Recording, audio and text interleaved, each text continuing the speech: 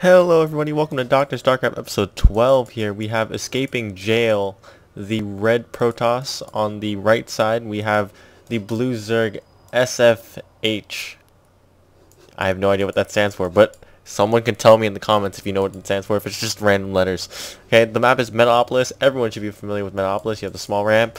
You have the easy to grab natural, however it is a huge opening in here. You also have a third base, which is another huge opening. You have two gold expansions in the center with two Zelnaga watchtowers. Okay, so this is the first time we're casting a Masters level game on Dr.Starcraft. So again, a high level play. There's different things you have to go over. It's going to be more micro, not so much macro, more micro oriented, more strategy oriented. The stuff that I'm pointing out, it's not going to be such things as like, oh, he needs to scout. No, they already know how to scout. It's going to be things like he needs to be, using his fungal growth here and here instead of engaging his army here, and it's a different style. Okay, so let's speed this up a little bit. Zerg and Protoss actually is a very interesting matchup, I would say. The matchup with Zerg versus Protoss usually ends up being, okay, so the Zerg player is taking a fast expansion here. It is cross position, so he can do that safely. Okay, so yeah, the most important thing in this matchup is the Zerg player usually, what the Protoss player will do usually is he'll get Death Ball, a huge Death Ball, which is just a whole bunch of Stalkers, Zealots, and Colossus. Very hard for a Zerg player to deal with. However, when a Zerg player uses Infestors, and they get fungal growth and neuroparasite, and they start taking control of the Colossus, or they start fungal growthing the Stalkers and Zealots, it becomes a lot easier to deal with. And I mean, that's pretty much the only way to deal with a huge Death Ball as a Zerg player. Okay, so we now have the expansion up. Our Protoss player is getting, what's he getting? He just has one gateway right now, but he's continuing to produce probes. Spawning pool is up for our Zerg player. We do have a spine crawler, and this expansion is up. Okay, so it looks like our Zerg player is trying to macro up here. He's just making drones, 2 queens, and a spine crawler.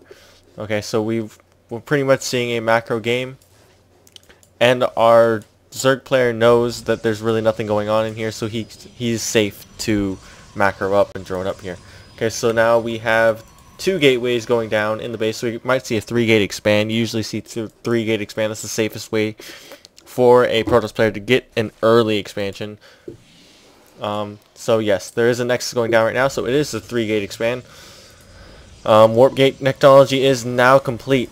Okay, right, perfect timing with that gateway. You can just see the difference in level of skill, the skill level difference.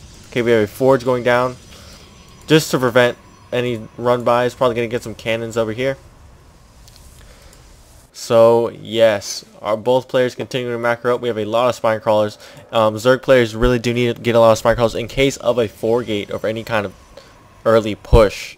So what's going on here? We have 2 Evo chambers. We have Zerglings being produced. We have a lair on the way. Zerg player looks like he's scouting around for pylons.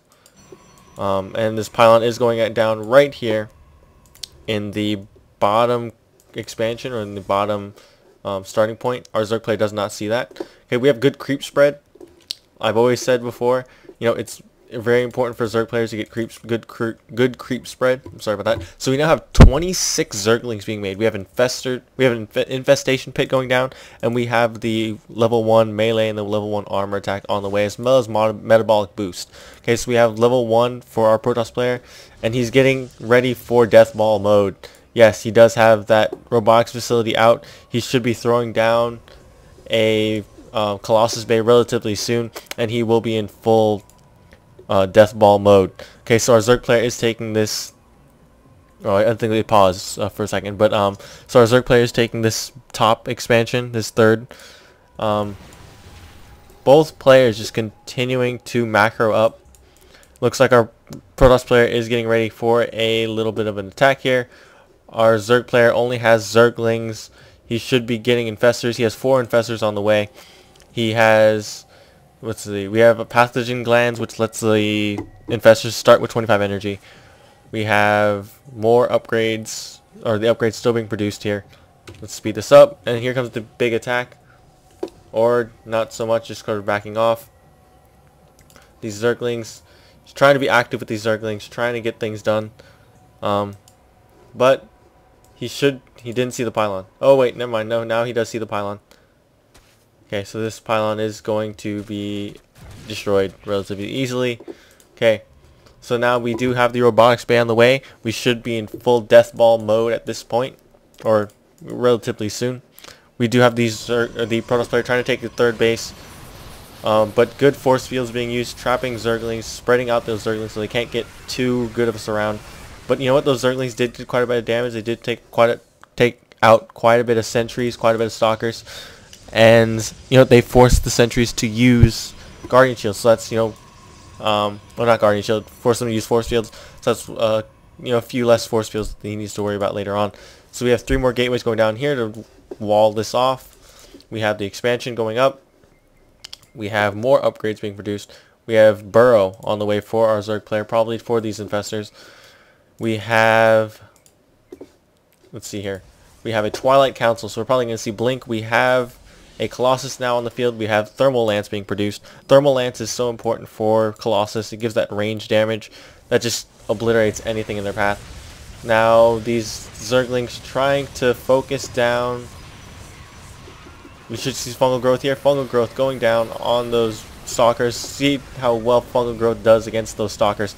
Just completely obliterating that entire army.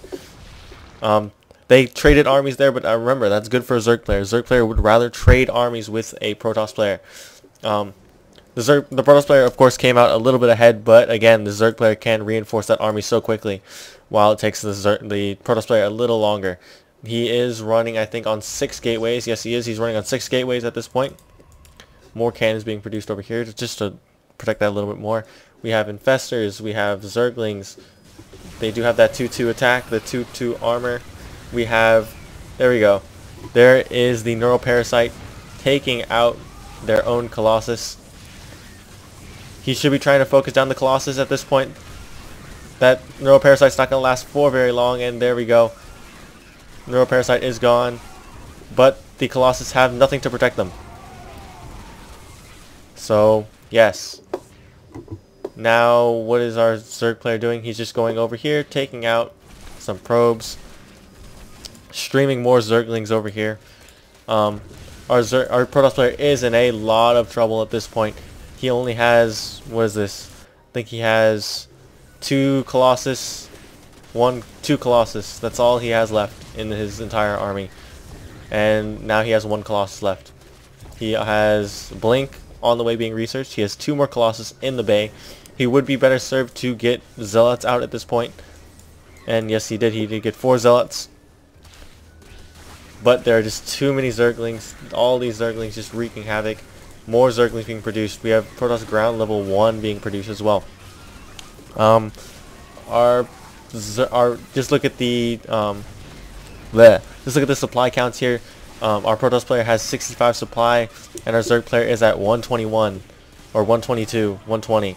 So now we have these emergency DTs. Okay, so we do have emergency DTs. Our Zerg player should see that relatively soon. He should know, I need to get an Overseer. As soon as he gets that Overseer out, though, he should have no problem. Our Zerg player did take a 4th base, and he is taking a 5th base as well. So, our Zerg player in dominant position at this point in the game. We have DTs streaming in here, trying to do whatever they can. However, as soon as our Zerg player gets this Overseer, yes, he is right now. As soon as he gets that Overseer, he should have no problem cleaning up these DTs. And let's speed this up a little bit again. Speeding this up. Our Zerg player does have a Spore Crawler there, so he did see the